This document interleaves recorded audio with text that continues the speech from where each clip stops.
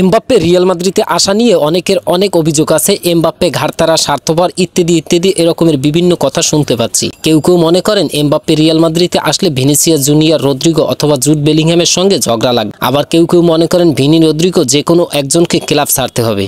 এটির কিছুই হবে না। প্রথমেই আপনার মাথায় রাখতে হবে এটা রিয়াল মাদ্রিদ, এটা পিএসজি না। এখানকার প্রেসিডেন্ট ফ্লোরেন্তিনো পেরেজ, এখানকার ম্যানেজার ডন কার্লো আনচেলত্তি। এখানে অনেক বড় বড় তারকা, মহাতারকা খেলে গেছেন।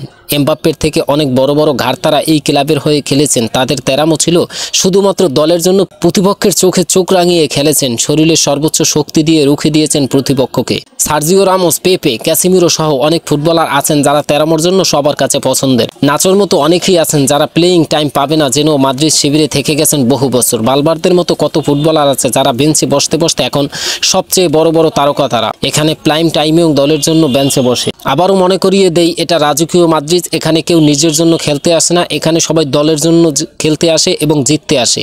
ভিনি, রদ্রিগো, এমবাপ্পে, বেলিংহ্যাম সবাই একসাথে খেলবে। এটা আপনি স্ক্রিনশট নিয়ে নিতে পারেন। এরপরে আসছে এনরিক। তো সবাই থাকবে রিয়াল মাদ্রিদে, কাউকেই বেঞ্চে বসতে হবে না। কারণ এখানে আপনাকে একটা জিনিস বুঝতে হবে, সেটা হলো এখানে এনরিক মূলত 9 নম্বর জার্সিতে খেলবে রিয়াল মাদ্রিদে।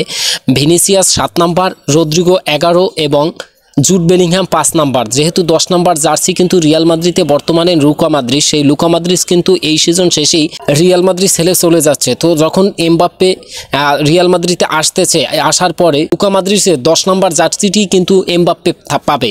তো একটা জিনিস আপনাকে ভালোভাবে বুঝতে হবে, যে কোনো দলের জন্য 9 নাম্বার জার্সি দরকার, 7 নাম্বার দরকার, তো 10 নাম্বার দরকার, তো 11 নাম্বার দরকার। তো এই জার্সিগুলো কিন্তু আলাদা আলাদা প্রত্যেকেই পড়তেছে।